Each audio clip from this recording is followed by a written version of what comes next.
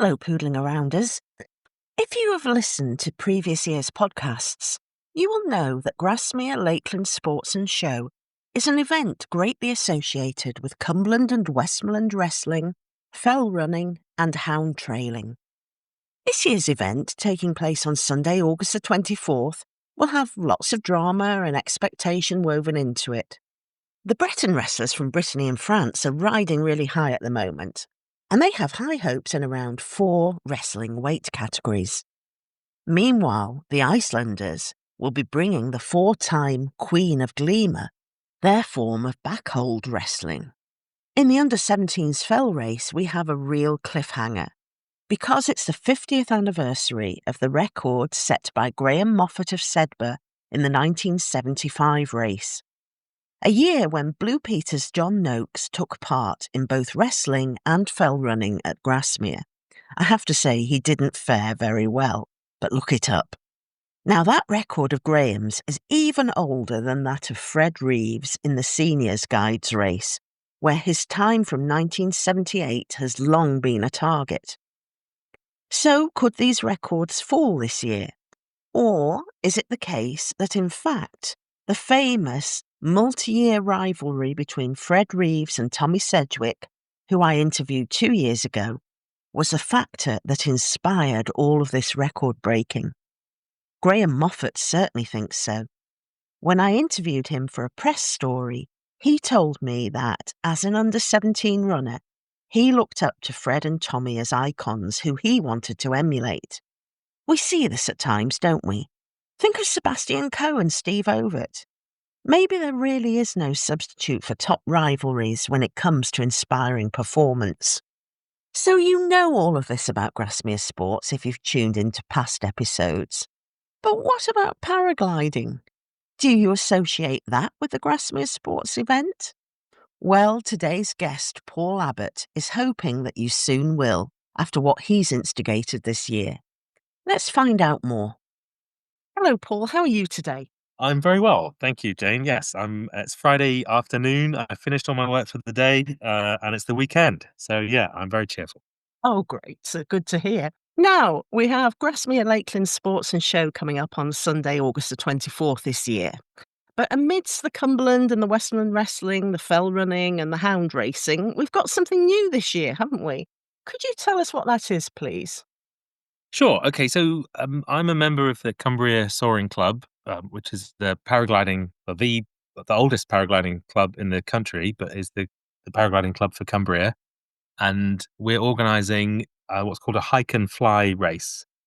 Which is a race where individual. It's very similar to the fell race, the traditional fell race at Grasmere Sports, where people have to run up the hill to begin with. But the twist is they carry a paraglider on their back and they will fly off the top. And they'll probably have to fly to a few hills to tag different waymarks, different peaks around the Grasmere Fells, around the showground, before flying back down and racing back into the finish line. So it's kind of like a fell race, but you can fly as well.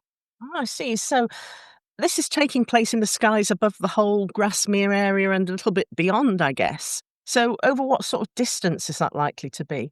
Well, that's a great question. I wish I knew that. It really does depend on the weather. You can only fly in dry weather and also in light winds, and you can't fly in the cloud either. It's very well. You can on a physical level you can fly in the cloud, but it's really discouraged. It's not safe to do so because you can't see where you're going, and you can easily fly into the side of a mountain or something, or into each other. And so, really, they'll only be flying if it's calm, clear weather and dry weather. And so, if there's a flying element on the day, and there's a very high cloud base, like a cloud base at say 4,500 feet with good weather, we might plausibly fly 50 kilometers around a big circuit. But if it's a very different day, a day with rain showers or a day with higher winds, we might only manage a small amount of flying. And so we might be more like a sort of 10, 15-kilometer sort of race. So it really does depend on the weather. Now, looking at the forecast, it doesn't look too bad at the moment. So let's hope it's going to be good weather this year. Hmm. So what's it gonna be like for the spectator? What are they actually gonna see from the Grasmere Sports Showfield? Okay, so they can see the they can see the similar to the hound trails. I mean, so when people watch the hound trails, the hounds kind of race off into the fells, and then you see them piling back in at a certain point, and you tend not to see them in the middle bit when they're sort of following the circuit around. The, we've tried to fix that. I mean, the same is true with the paragliders. Basically, the paragliders are going to race out from the pavilion, and they're going to race up the hill, and then hopefully we're going to design the circuit so that people will be able to see them floating around the skies around the amphitheatre of the Grasmere Valley. So, and paragliders generally are quite colourful. They tend to be bright coloured wings and quite big wings. I mean, I fly a paraglider that's 30 square meters, for example, so it's quite a large area of canvas. And I'm hoping that you'll be able to see these people sort of bobbing around the valley all day, hopefully. And then obviously we're also going to have a race back to the finish line once people have landed. So they're going to need to tag certain peaks, stand on the summits of different peaks around the Grasmere Valley, and then race back to the finish line. So we're also going to do a GPS tracking. This is something new for this year. This is partly for safety because we want to be able to know where all the pilots are at any moment in time. But we're thinking of putting this GPS tracking up on a big screen so that people can kind of follow live the progress of the individual pilots and how they're getting on. Oh, that'd be great, because that will add a bit of interest throughout the day, won't it, if they can Mm. see that happening. So, at what time is this initial dash out of the pavilion? And at what time do you expect the main contenders to be arriving back? So I think that we will be running out of the pavilion quite early, sort of about 10:30 kind of time. And the reason for this is a paraglider is quite a heavy piece of equipment. So generally speaking, I mean, you get lighter versions and heavier versions and so on. But generally speaking, it's about 10 to 12 kilograms of weight on your back. And so no one's really running uphill. So we need about a good athlete, a good pilot who could get to the top of Heron Pike in an hour, for example, and you could be on Fairfield in an hour 45, just walking with the paraglider on your back. So we need to start early to give them time to position themselves to be at a good time for takeoff. And generally speaking, the sun warms the ground in the morning, and then by about lunchtime, by about sort of 12 o'clock, the warm air, the sun has warmed, has started to rise up and create thermals, and we can take off into those thermals and ride those currents of rising air up towards the clouds, and that's how we can stay up and then use that height to travel and glide around the valley. And so I think we'll aim to set off about 10:30, give everyone about an hour and a half to get to takeoff, and then I think they'll be expected to be back by about 2:30, I would, roughly. And the goal there is we want to set a reasonable course, a course that's achievable for people in that kind of 2.5, 3.5, 4.5 hour kind of window. But equally, we understand, like if for example you miss a thermal or you get something wrong and you end up landing out and you have to walk all the way back, we want you to be back before it gets dark. you know. So we're going to try and keep it reasonable on the finish time, certainly. Yes, we do our best not to lose hounds, but we certainly don't want to lose paragliders, do we? Well, yes, exactly. And also if you go down in the wrong valley, I mean, the Lake District is so complicated. Imagine that if you went over Helvellyn, for example, there's a lovely ridge running up from Grasmere all the way to Helvellyn. But if you end up getting blown over the back of that ridge and landing in Ullswater, actually it's a really long way back. Even in the bus, you've got to get a bus down to Troutbeck and then a bus, change buses and then come all the way back. You'd be hours just getting home. And so we've got to be a little bit careful that we get people back on time. Yes, indeed. Now, how many of these competitors are there going to be? And what level of paraglider are we talking about here? Right. Well, this year we've kept things relatively small. I mean, there's been paragliding of some kind or other on, associated with Grasmere Sports, really for the last, I don't know, 25 years or something. So that sort of order of magnitude, anyway. And really, the sport isn't very old. I should emphasize that it's a very new sport. The technology to do it used to be hang gliders in the 80s and the 70s. It was hang gliders, but they're very heavy and hard to move around the hills. And paragliders were invented as a kind of lightweight version of that. And so there's only 12 of us this year. It's still a very small sport. That's the thing I want to emphasize. So there's 12 people taking part. They are mostly Cumbrians, people who live in Cumbria, work here, and are doing this in their spare time. We do have, and that doesn't mean that they're amateurs though. We have a couple of people taking part who are professional or semi-professional in the national team. There's a young lad called Jacob Aubrey who's taking part, who's in the the Great British team and represents the UK paragliding overseas. We also have Dave Ashcroft, who's our head coach for the Cumbria Soaring Club, taking part, and he's a very, very experienced paraglider. He's been paragliding as long as the sport's existed, basically, and is probably one of the best paragliders in the country, I would suggest, with most experience, certainly. So, but we're such a small sport, it's still in the kind of golden age where it's possible for relatively ordinary people to compete at a high level because there's so few of us doing it. Mm. So it sounds like they're elite, but they're not necessarily elite as we would think of elitism in other sports, maybe. It's just Yeah, so they have jobs is the point. They're not people. So the people who are competing for the UK in the national team or whatever, there's no money in paragliding. They're paragliding to a very high level. I mean, Jacob is a good example. He's a young lad. He's representing the UK all the time with his paraglider and hike and fly competitions in Europe and elsewhere. But he's got a job, and so but that's fun. I mean, it's sort of like how football used to be like in the early 20th century. Do you know what I mean? Where there wasn't the big money and so on. And I think it's probably true of rock climbers and lots of other mountain sports too, that there really isn't the same level of funding or money in these sports. But there's also a kind of romance to that, I would suggest. I mean, just to not to obsess about him, but just to take the example of Dave Ashcroft, for example. Dave is from St Bees. He worked at Sellafield his whole career. He was a quantity surveyor and helped keep the power plants going or whatever. And no one would know to meet him or whatever that he's also a phenomenally talented and experienced paragliding pilot. He just is. That's his hobby. That's what he does in his spare time. mm. And you've got these 12 people this year, but is the idea to kind of expand that? Is this a test bed for what could happen in future years? It could be perhaps bigger with more people involved? Yes, it is. I mean, and we've got some people who are good examples of that. So there's another pilot involved called Tom Hodgkin, for example, who's just started to be sponsored by Gin, the paragliding manufacturer. He's another guy who works in Cumbria, lives in Cumbria. He puts up teepees for weddings. Is his job. He runs an events business in Cumbria. But again, in his spare time, is like a nationally recognized paraglider. And he, I think, is a good example of someone who could help us recruit more people to this race and to promote this at a higher level.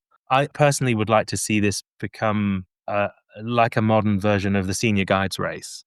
If you think about what the senior guides race was back in the day, so the main fell race is the first fell race ever in the UK, as far as I can make out. And the senior guides race was all the people who were professional mountain guides sort of competing with each other to prove who was the best, right? Who could get up to Old Cockatana down the fastest. And the truth is now, if you go to the Alps and you get someone to take you up Mont Blanc, most of the alpine guides are also paragliding pilots because it's much easier. You don't have to walk down, right? It's a lot simpler.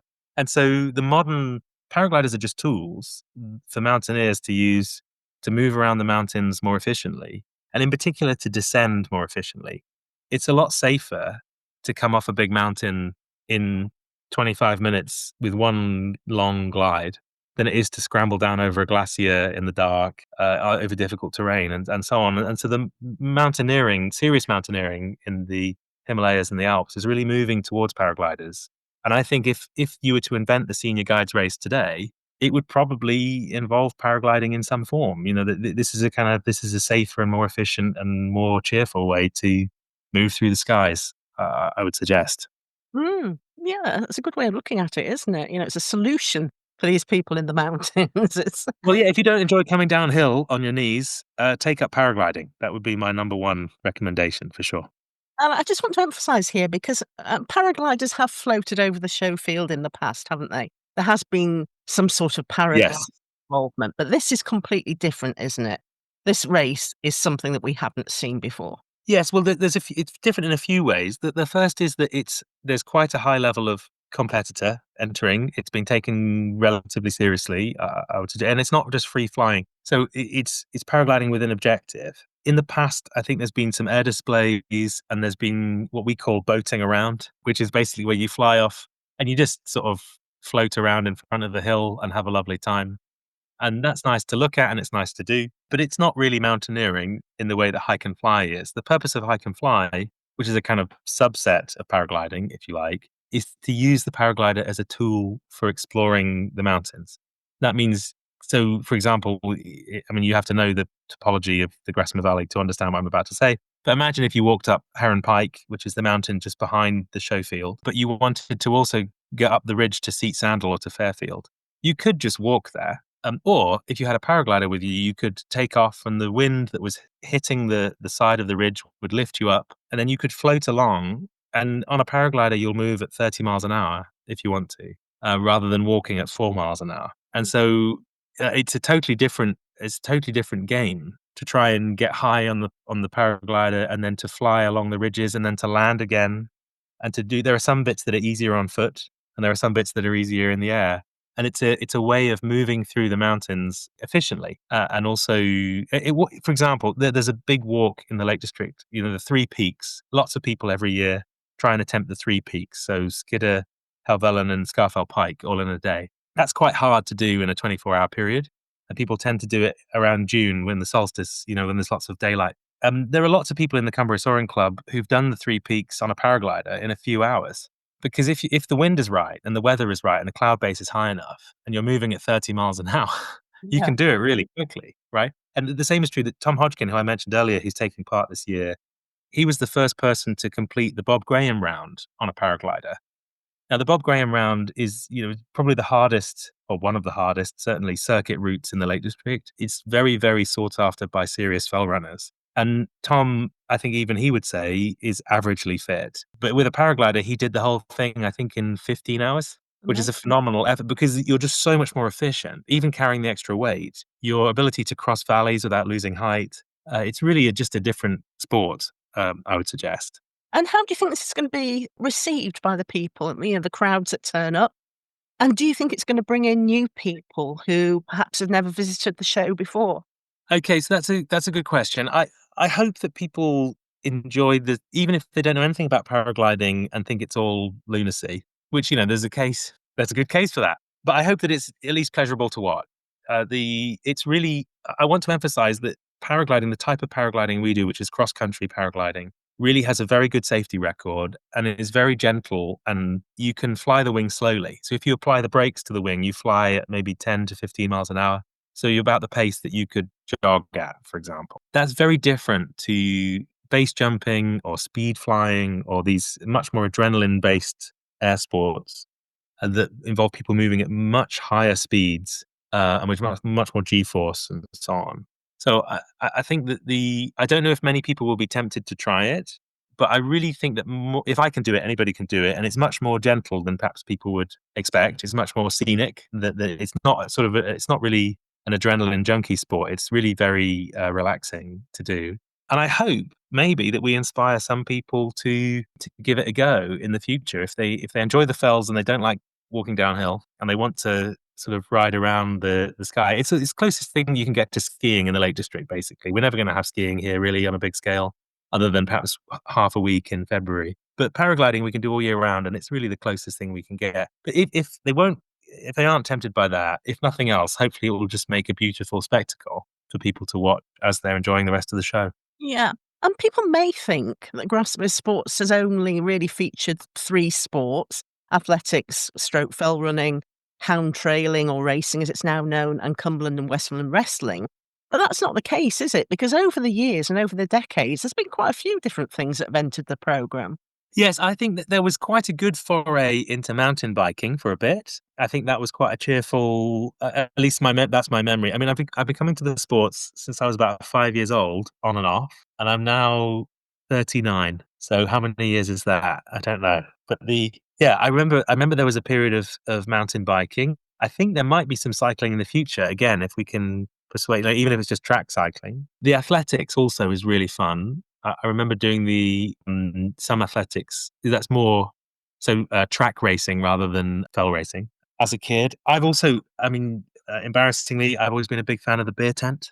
I'm there for the beer tent, And there's lots of sort of fun things on the day like that. Also, the thing that it's not really a sport as such, but the dog show I think is justifiably popular and has been getting bigger and bigger in recent years, and that's really sort of jolly and cheerful. And so there is this sort of long tail of other things that are either popular locally or have been sort of going on in the Lake District for a long time.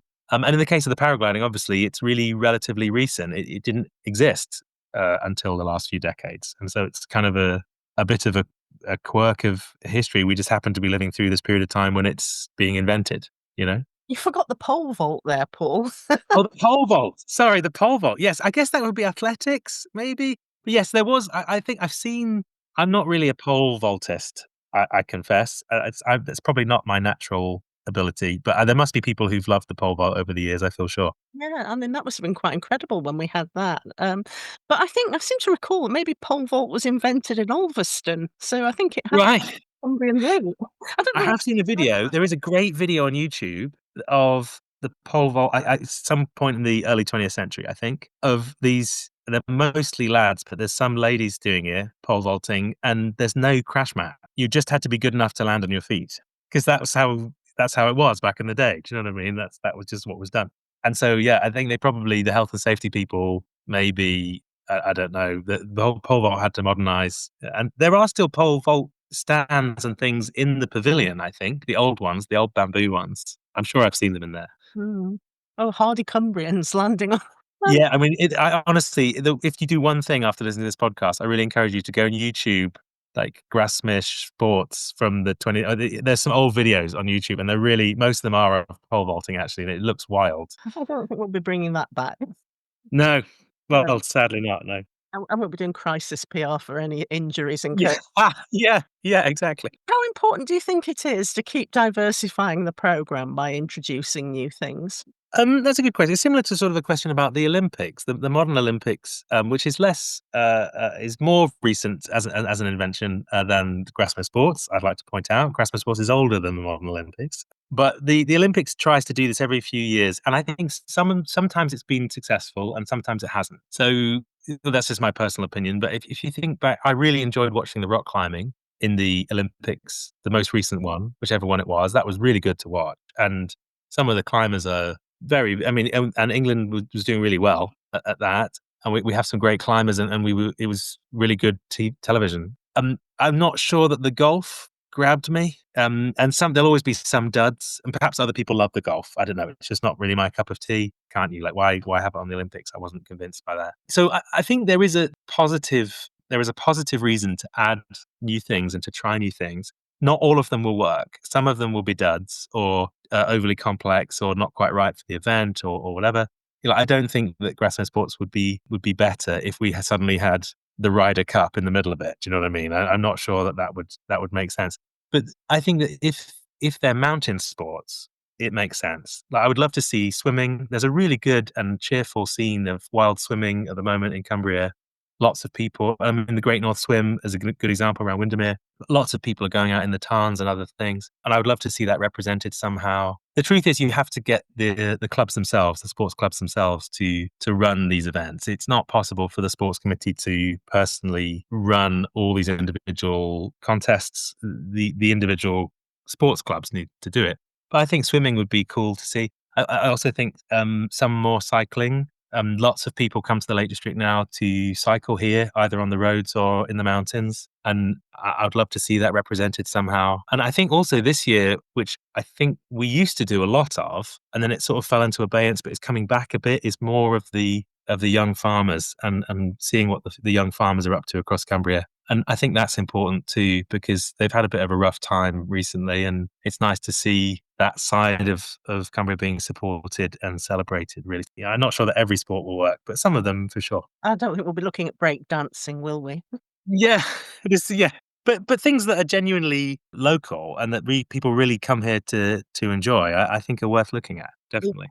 And, what's so good about paragliding in Cumbria? Because it is a bit of a centre for paragliding, isn't it? Is it just the terrain? Is that what it is? Yeah, well, there's a few things I would say. There's basically two reasons. The first reason is, yes, exactly as you say, the terrain. You need to always. It's certainly a lot easier if you have a hill. It is possible to be towed up to a great height, but that's not really how the sport began. The sport began with people walking up hills and jumping off with parachutes, basically. And there's a guy called Mike Kavanagh who is a member of the Cumbria Soaring Club, and he lives in Cartmel, and he runs the biggest paragliding manufacturer in the world, which is Ozone. And he, not quite single-handedly, but he was one of the very early adopters of the sport, basically inventing paragliding, and that happened here in Cumbria. And most of the big early flights were done by people like him, and Jockey Sanderson and Patrick Holmes. And these are all guys who live and work in Cumbria, and Cumbria is basically where paragliding was born in the UK. And like all these things, we don't make enough of that. We don't remember enough about the history of that. And because it was all so haphazard and sporadic at the time, and just people doing it in an amateur way on a shoestring in their evenings or their weekends or whatever, it maybe didn't get the attention that it deserves. But I think we should be proud of Cumbria's part in getting paragliding going as a sport, and we should try and hang on to it. And Grasmere in particular, there's a particular event called the Lakes Charity Classic, which is run on Grasmere Showground actually every year. It happens in June because the weather's slightly better in June. And that, when it was first held I should say that's the oldest continuously running paragliding event, certainly in the country, we think in the world, that's still being run. That's actually not that big a statement because it's such a new sport. But that was run from Loughrig originally, which is the mountain just to the south of Grasmere. And if the wind was one way, you would land at Grasmere Showground. If the wind was the other way, you would land at Ambleside Rugby Club, right? Just see how you got on. But we have a lot of history here of flying and air sports in general. And I want to try and remind people of that and to keep it going, really. So there's a real sense of place for this sport then, isn't there, in Grasmere? It's not like we've just sort of decided, plucked this out of the air and thought, right, let's put this here. It's actually got a huge heritage there anyway. I know it's not a long heritage, but there is a reason for it, isn't there? Which I think is always good. Yes, but this is the second reason, which is the slightly more negative reason, which I just wanted to come on to. So the first positive reason is like the terrain is really good for flying, in essence, that there's lots of thermals, there's lots of hills to disrupt the wind. And basically you want a hill. Imagine the wind is coming along and hitting the hill. The wind, instead of moving horizontally, is turned upwards a bit. And as it turns upwards, it generates lift. And so if you fly your paraglider in front of the hill in that lifting region, instead of just going down, you can stay up. And Grasmere is very lucky to have hills facing all different directions. It's why Grasmere is quite a good place to fly. So no matter what the wind direction, there's always something you can find to fly in front of. The slightly more negative reason that Cumbria got into flying, I want to say, is there's actually not a lot to do here. And I just want to try and be as candid about this as possible. Cumbria in general actually has quite a long, dark, dismal winter where the choices are either you get into mountain sports or you get really into alcohol. Do you know what I mean? Perhaps I should say there's also television. Right? That's maybe a third option. But one of the reasons that people have got so deeply into mountain sports, I think, is really because of the lack of alternative things to do. And if they were in London, maybe they'd go to the theatre or whatever, get really into restaurants or something. But in Cumbria, what we have is the hills. And that's a much better alternative than just letting the drinking consume every night of the week. Do you know what I mean? And so that's one of the positive things about sport here, is it really is one of the only things that people can hang a community around that isn't the pub. Yeah. And it's one of the things we need to keep it going. We'll get on to what you do later, Paul. Oh yeah, I know it's a slightly odd message coming from me, but I really think it's important to have things that aren't just getting drunk and miserable. Now, is there a favourite going into this race? And will different conditions favour one person more than another on the Yeah, I mean, I don't want to lose your audience at this point, but yes, basically, if it's a very light day where there isn't a lot of possibility of flying long distances, the younger, more athletic competitors will do better because they'll be quicker over the ground. If it's a very strong wind day with hard flying conditions, Dave Ashcroft will win, basically. And if it's a very thermic day where it's technical flying, but it's possible to fly well, but with a high cloud base, but not necessarily strong wind, then I would say the best pilots will win, the people who can fly the best. And they would be, I don't want to go through and give a long list, but there's some obvious pilots in that lineup who are very talented pilots. And if it's purely based on flying, they'll win. If alternatively it's a very rainy day and it depends on just knowing the Grasmere Valley really well and not much flying at all, but you just have to know all the little cut throughs, then I'll probably do all right because I live there. Do you know what I mean? But we'll see. It really depends on the day. And It's hard to say in advance. It also depends how people are treating their fitness. Like if everyone turns up with a big hangover, then all bets are off. Do you know what I mean? But we'll see. And what will gain somebody an advantage? If they can sort of see that they're not far off, what do they need to do to kind of catch up? Can they catch up? Are the like tech Yeah, I mean, every a paraglider flies a glide ratio of roughly 8 to 1. So that means for every meter of elevation that you have, you can fly 8 meters. So basically, you have to win in the air, and you can't. Let's say that there's a 30-kilometer track. You can't win that by just running. You have to try and win in the air. And different pilots favor different types of flying. Some people are better at thermic flying, where you fly in circles in rising air currents. Other people are better in strong wind flying, where you're ridge soaring or whatever. And there isn't really a hard and fast rule, but certainly I think the fitness, the guys who've got themselves into good condition and are taking their fitness seriously, that if you can perform well on the uphill sections, again, I think you'll do really well. But that just depends on the weather as well. If it's very, very, very hot, the guys who are sort of more tolerant to that maybe will do well as well.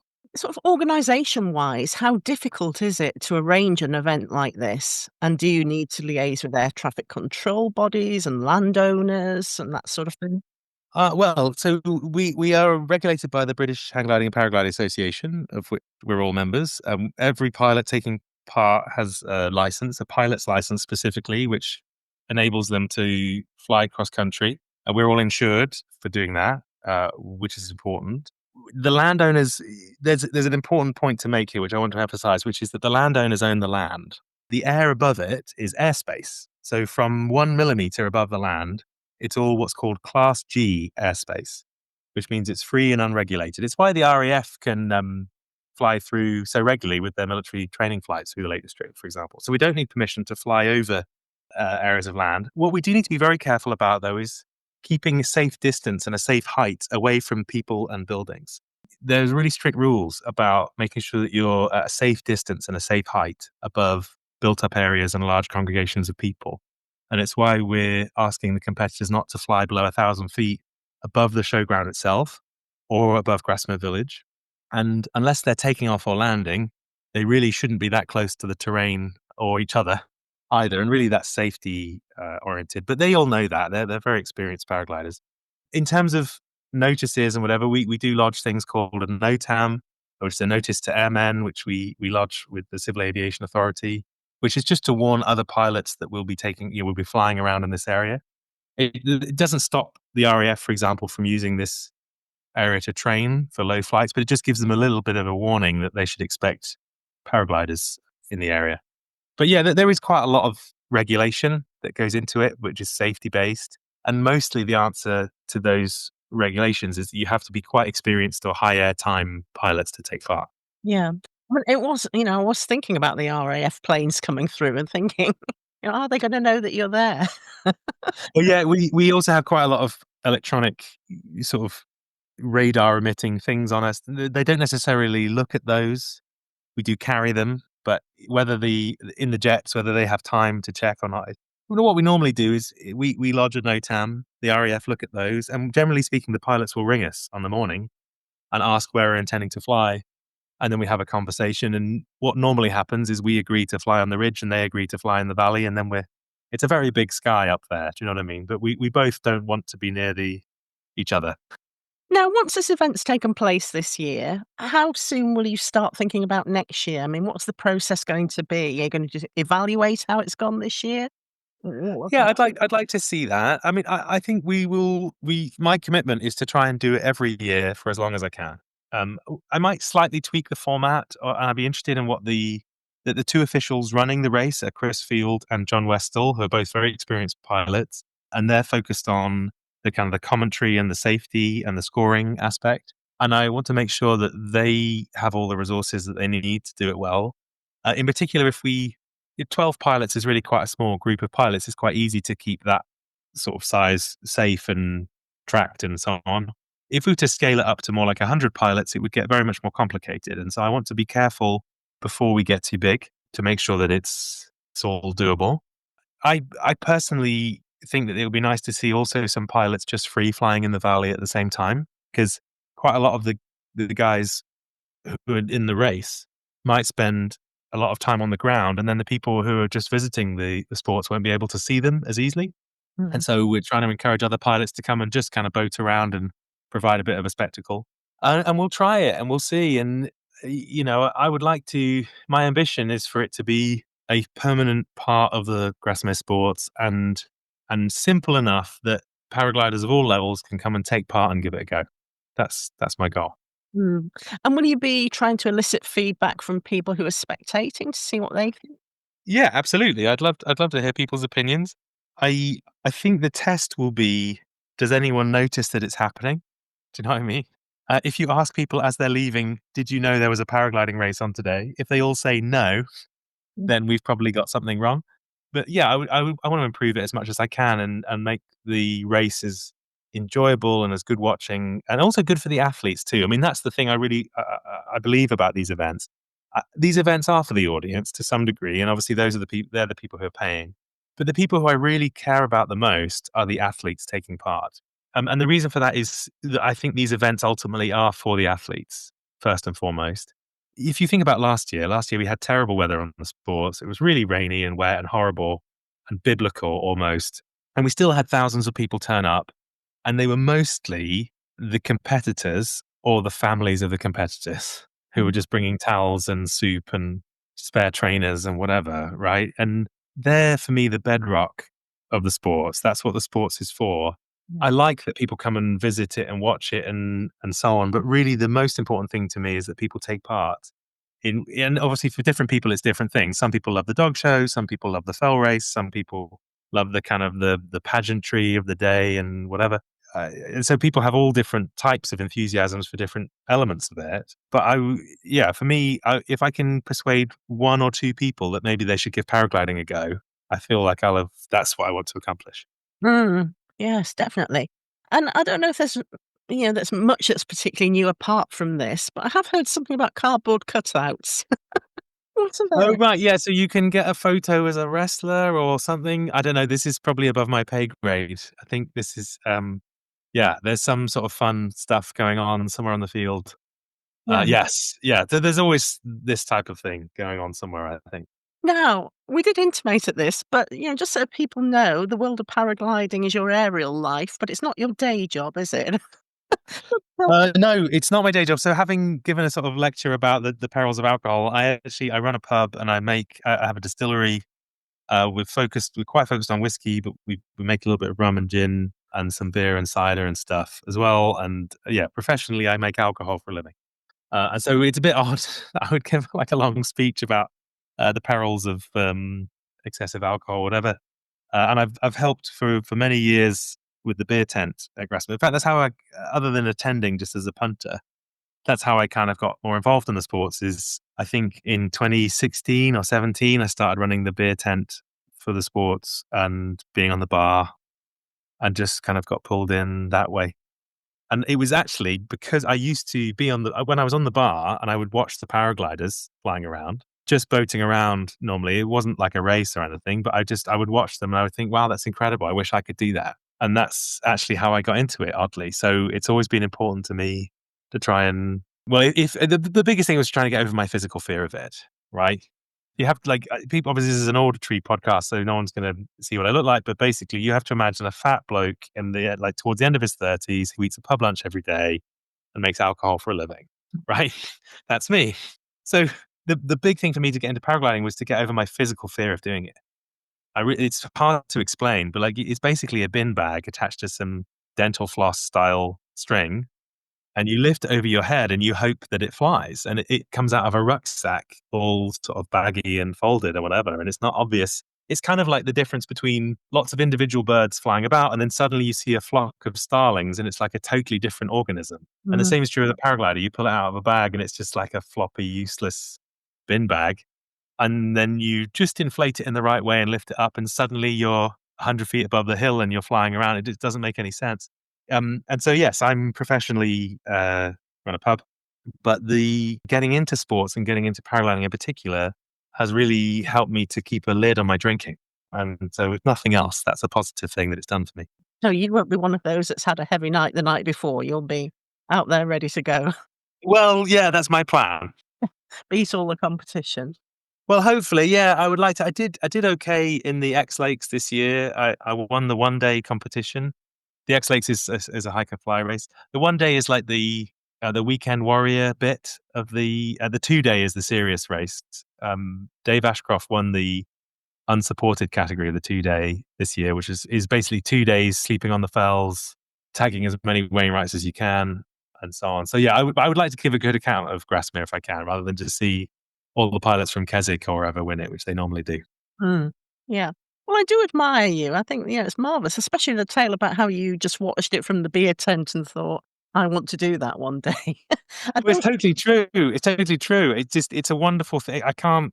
You haven't seen the Lake District. I promise you, you have not seen the Lake District until you've seen it from the air. It's just a different thing. yeah. And if I can do it, anybody can do it. You know what I mean? I'm not particularly fit. I'm not particularly athletic. I was never picked for the football team at school. I'm not even that good at paragliding, right? It's easy enough that I can do it, you know? So, and I would really encourage anybody to try it.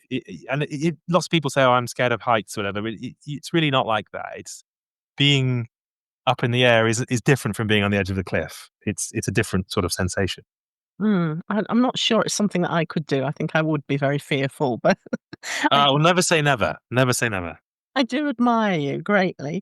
So, best of luck with it all, and thank you very much for taking us through all of that. I think there's gonna be some brilliant photos taken at the showground this year. Maybe we should have a prize for the best one, who knows? Yes, great idea. Food for thought, anyway. So, I shall see you on Sunday, and let's hope the weather gods are kind to us. Fantastic. Thanks, Jay. Thanks, Paul. Bye. Well, Paul's given you every reason to head to the Grasmere Sports Showfield on Sunday, August the 24th, 2025, to see this paragliding event in action, hasn't he? Poodling around with paragliders, now there's a thing. Get your camera at the ready, because there should be some glorious shots to be bagged of colourful paragliders set against the dramatic fell landscape in this mountainous and green location. If we are blessed with azure blue skies, it will be breathtaking and truly incredible. If you have never been to Grasmere Lakeland Sports and Show, you should probably make it your mission to do so one day, to step into another world steeped in Cumbrian heritage and tradition with modern twists thrown in. My company, Catapult PR, commissioned research that showed that only 5% of Brits have ever seen Cumberland and Westmoreland wrestling. So now's your chance. I can tell you that it's really absorbing, and you will soon be mesmerised by it. So head to grasmeresports.com to buy your online tickets for 2025 before the cut-off deadline. Or if you're listening to this podcast at another time, bookmark that site and diarise the date for whatever year it is. Until next time, take really good care of yourself, whether you are in a paradise city or simply pottering around Penrith. And remember, as I always tell you, that life is much more fun when you are poodling around.